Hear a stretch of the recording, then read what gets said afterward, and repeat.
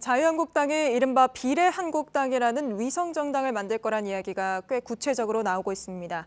한국당을 뺀 여야 협의체가 추진하는 이른바 연동형 비례대표제에 맞서기 위해 나왔던 구상이었는데요. 이게 과연 가능한 건지 정치부 취재기자와 하나씩 짚어보겠습니다. 유미애 기자가 나와 있습니다. 유 기자, 자유한국당에서는 비례한국당 만들겠다는 이야기가 꽤 적극적으로 나오는 것 같습니다.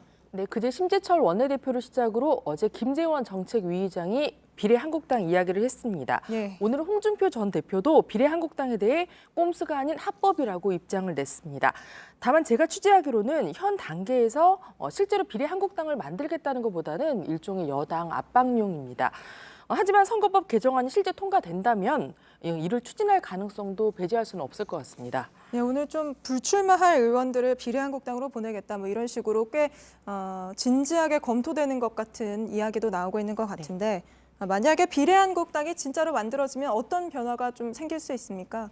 네, 비례한국당은 이제 쉽게 설명을 드리면 유권자들에게 지역구 선거는 한국당 후보를 찍고 비례대표 선거에서는 가칭 비례한국당에 투표를 하게 해서 의석수를 최대한 늘리게 할 수 있는 방안입니다. 선거법 개정안이 이번에 통과될 경우 정당 득표율이 중요해지는데요.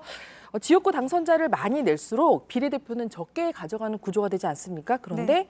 비례한국당을 만들어서 이쪽으로 표를 유도할 경우 비례대표 의석을 상당수 챙길 수 있게 된다는 겁니다.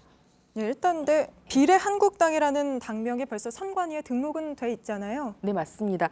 그래서 일단 제가 취재한 바로는 자유한국당이 비례한국당 얘기를 하고는 있지만 비례한국당의 이름은 못 씁니다. 네. 제가 중앙선거관리위원회에서 이렇게 창당 신고 및 정당 신고 및 창당 준비위원회 신고 현황을 받아서 봤는데요.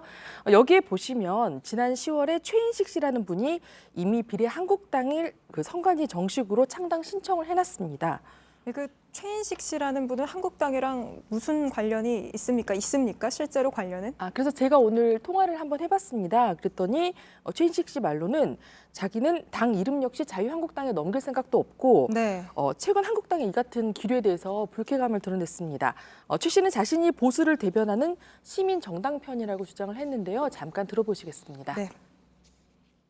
갑작스럽게 자유한국당이 또 비례한국당을 창당한다는 거예요. 기존 정당을 갖고 있는 제1야당이 유사정당을 만든다는 그 자체도 저는 이해가 안 돼요. 정당들이 이래서 되겠는가 어처구니가 없습니다. 어처구니. 뭐 이름을 넘기실 생각도 없으신 거죠? 그러니까 이 당명을 넘기고 이런 건 없는 거예요. 망가로 나라를 망친 사람들하고 같이 할 수 있는 정당이 아니에요.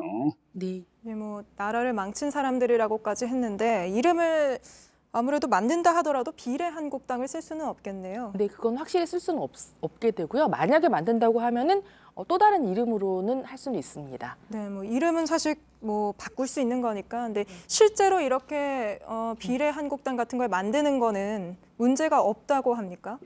네, 일단 뭐 문제는 있을 수는 있죠. 왜냐하면은 당장 그 여론의 비판을 좀 받을 수밖에 없을 네. 겁니다. 또 논란도 있을 거고요.